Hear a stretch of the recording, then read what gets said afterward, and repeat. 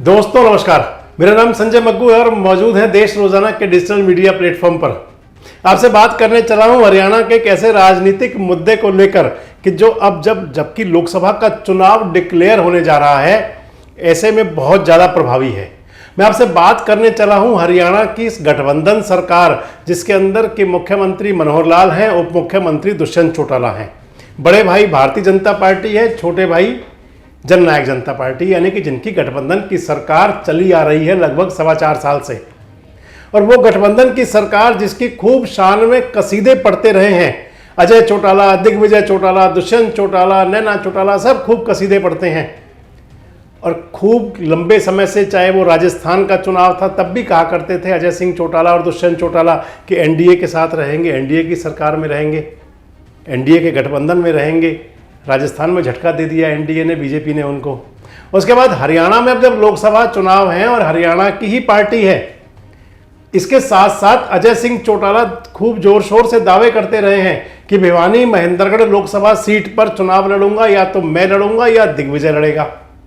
और अब इस सब हालात के बीच में जब भारतीय जनता पार्टी ने ऐलान तो बहुत दिन पहले से ही कर रहे थे, अब जब 10 की 10 सीटों पर अपना पैनल बनाकर भेज दिया, और खासकर संभावना ऐसी है कि आज भिवानी महेंद्रगढ़ सीट का प्रत्याशी भी घोषित हो जाएगा।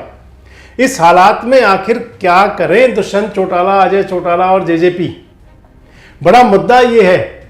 और बड़ी बात यह है कि क्या अब वो अकेले चुनाव मैदान में उतरें या वो चुपचाप अपने घर बैठ जाएं। यानी कि एक स्थिति मानी जाती है कई बार सांप छछूंदर की सी, और जननायक जनता पार्टी के लिए वही स्थिति बन गई है। सांप के लिए बड़ी दिक्कत होती है कि छछूंदर को अगर निगले तो मरे और छोड़े तो अंधा हो जाए। एक कहावत है पुरानी, सांप छछूंदर की स्थिति वाली। और आज जननायक जनता पार्टी के लिए स्थिति मैं यही कहूंगा कि बिल्कुल वही है, कि उनके लिए स्थिति सांप छछूंदर वाली है। भारतीय जनता पार्टी ने तो कह दिया कि 10 की 10 लोकसभा सीटों पर चुनाव लड़ने जा रहे हैं, 10 की 10 लोकसभा सीटों के लिए अपना पैनल भी बना दिया। तो ऐसे में जननायक जनता पार्टी के नेता करें तो करें क्या?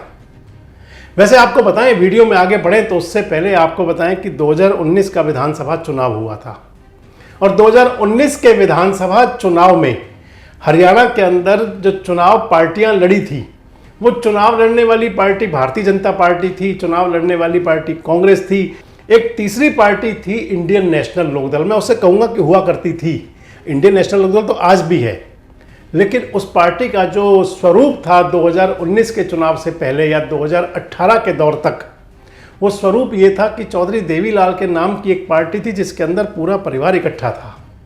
और बाद में ऐसा हुआ कि 2018 के अंत आते आते वो पार्टी टूट गई, इंडियन नेशनल लोकदल से अलग हो गया, जननायक जनता पार्टी एक नया संगठन, नई पार्टी बन गई। और उस चुनाव के अंदर जो 2019 का विधानसभा चुनाव हुआ, चौधरी देवीलाल की सोच का, चौधरी देवीलाल के प्रभाव का जो मतदाता था, वो सारा डाइवर्ट हो गया इनेलो से जननायक जनता पार्टी की तरफ। इंडियन नेशनल लोकदल एक सीट पर सिमट गई, अकेले अभय सिंह चौटाला विधायक बने और जननायक जनता पार्टी के 10 विधायक बने। किंग मेकर की भूमिका में आ गई जननायक जनता पार्टी, लगभग 1 साल से कम वाली पार्टी। इतना बड़ा उनको लोगों ने समर्थन दे दिया चौधरी देवीलाल की विचारधारा और सोच के चलते। और चौधरी देवीलाल की विचारधारा और सोच के चलते जो जननायक जनता पार्टी को जो ऐतिहासिक कहूँगा मैं उसको, कि जो उनको समर्थन मिला, क्योंकि 9-10 महीने के अंदर उन्होंने अपनी मूल पार्टी यानी कि इंडियन नेशनल लोकदल से 10 गुना बेहतर प्रदर्शन किया। इनेलो की मात्र 1 सीट और जननायक जनता पार्टी की 10 सीट। वो चुनाव ऐसा था, मैंने आपको बताया कि किंग मेकर बन गए दुष्यंत चौटाला, क्योंकि मनोहर लाल जी को हरियाणा में सरकार बनाने के लिए पूर्ण बहुमत नहीं मिला। 40 सीटें जीती भारतीय जनता पार्टी 75 पार का नारा देकर के, और 31 सीट जीती कांग्रेस, इसलिए किंग मेकर बन गई। और इसके साथ साथ 31 कांग्रेस के, 40 बीजेपी के, 10 जननायक जनता पार्टी के, एक इंडियन नेशनल लोकदल का, एक हलोपा का और 7 निर्दलीय विधायक, कुल मिलाकर के ये हरियाणा का उस समय का ढांचा था। भारतीय जनता पार्टी को जरूरत थी। भारतीय जनता पार्टी के उस टाइम पे हमराह बन गए दुष्यंत चौटाला। वो दुष्यंत चौटाला जिन्होंने कि विधानसभा चुनाव लड़ा था भारतीय जनता पार्टी को यमुना पार भेजने के नारे के साथ। यानी कि जब भाजपा के लोग नारा लगाते थे अब की बार 75 पार, तो दुष्यंत चौटाला और उनकी पार्टी के लोग कहा करते थे भाजपा को कर देंगे यमुना पार। लेकिन दोनों का हो गया ऐसा संबंध बना कि सरकार बन गई, डिप्टी सीएम दुष्यंत चौटाला बन गए। और उस सरकार के बनने के बाद से ही कई बार ये चर्चाएं चलती रही, गठबंधन टूटा, ये टूटा, तब टूटा, लेकिन गठबंधन लगातार चलता रहा। दिक्कतें तब आनी शुरू हुई, खासकर जब विप्लव देव हरियाणा के भाजपा के प्रभारी बन के आए और उन्होंने उचाना में कह दिया कि अगर दुष्यंत चौटाला ने समर्थन दिया है तो बदले में हमने भी उनको मंत्री वजारत दी है, उप मुख्यमंत्री बनाया है, खाली पीली कोई एहसान नहीं किया। और वहीं से बात शुरू हो गई कि 10 की 10 लोकसभा सीटों पर चुनाव लड़ेंगे और हरियाणा में जननायक जनता पार्टी की उन्होंने कोई परवाह करनी बंद कर दी। लेकिन जननायक जनता पार्टी के नेता थे कि लगे रहे, कहते रहे इन्हें गठबंधन में है, एनडीए में है, मोदी मोदी मोदी मोदी मोदी मोदी करते थे, हमेशा मोदी मंत्र का जाप था। आज स्थिति ये कि अगर जननायक जनता पार्टी चुनाव मैदान में जाए तो कैसे, अगर वो चुनाव मैदान में उतरे तो किस मुंह से वोट मांगे लोगों से जाकर के और किस मुंह से मोदी का विरोध करे, क्योंकि जो मोदी मंत्र का नाम का जाप कर रहे थे इतने समय से, आखिर वो कैसे वोट मांग सकते हैं भारतीय जनता पार्टी के खिलाफ। और अगर स्थिति वो बन जाए कि वो चुनाव लड़े और कहीं ऐसी स्थिति हो कि वोट कटवा बनने की अगर स्थिति हो, तो उस स्थिति में जनता उनको कितना अंगीकार करेगी, क्योंकि हरियाणा प्रदेश की जनता राजनीतिक रूप से बहुत जागरूक है।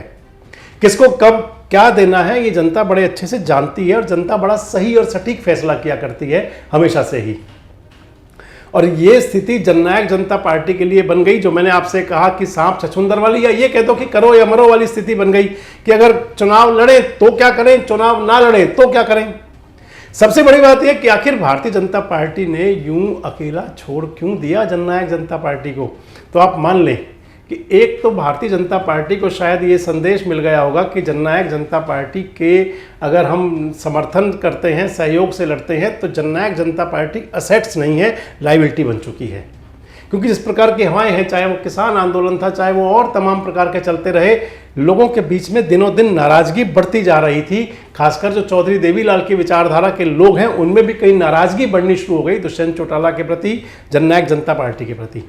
दूसरी बात एक और आ गई कि जो लोग पहले यमुना पार की बात कह करके और बिना कुछ सोचे समझे एकदम से समर्थन दिया, गठबंधन किया, आगे क्या करेंगे ये भी जनता को बड़ी चिंता होती है। जनता बड़ा सोचती है, मतदाता बहुत सोचता है कि मैं जिसको वोट दे रहा हूं वो मेरी वोट की कितनी लाज रखेगा। और सबसे बड़ी बात ये आती है कि बीजेपी को, क्योंकि मैंने दोनों बातें बताई, आपको लगा कि क्या होगा। और आज अगर जननायक जनता पार्टी अपने बूते मैदान में उतरती है तो कितना परसेंटेज वोट ले पाएगी। जिस पार्टी ने विधानसभा चुनाव में लगभग 15-16% वोट ले लिया था, क्या आज उस स्थिति में है वो। और 2019 का जो चुनाव था, उस चुनाव के अंदर अनेक पार्टियों के नेता, चाहे वो दादा हों, चाहे वो देवेंद्र बबली हों, चाहे वो ईश्वर सिंह हों, अपनी अपनी पार्टियां छोड़ करके आए थे जिनको कि वहां टिकट नहीं मिल रही थी। आज जननायक जनता पार्टी की वो स्थिति भी नहीं है। लोकसभा चुनाव में किस दम से वोट मांगे, सबसे बड़ी बात यह है। और अगर जनता को कहीं ये लगा कि ये भारतीय जनता पार्टी की बी टीम बन करके और पर्दे के पीछे से चुनाव लड़ने आ रहे हैं, वोट कटवा बनने जा रहे हैं, तो जनता उन पर क्यों भरोसा करे। इन सब हालात को देख करके जननायक जनता पार्टी के लिए कम से कम परेशानी का समय तो शुरू हो गया। सोचना तो उन्हें भी पड़ेगा और उनके बारे में सोचेगी फिर प्रदेश की जनता भी। वैसे आपको क्या लगता है कि जो दावा कर रहे थे एनडीए के बीच रहने का, आखिर अब क्या सोचकर जनता के बीच जाएंगे।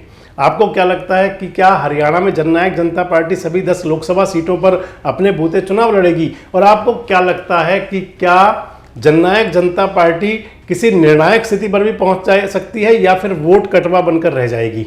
कमेंट्स बॉक्स में आकर अपनी प्रतिक्रिया जरूर दें और इस प्रकार के वीडियोज़ और अपडेट्स के लिए हमारे साथ जुड़े रहें, देखते रहें देश रोजाना। हमारे साथ जुड़े रहने के लिए देखते रहिए देश रोजाना का यूट्यूब चैनल सब्सक्राइब कीजिए। साथ ही देश रोजाना की खबरें सबसे पहले देखने के लिए प्रेस कीजिए बेल आइकन।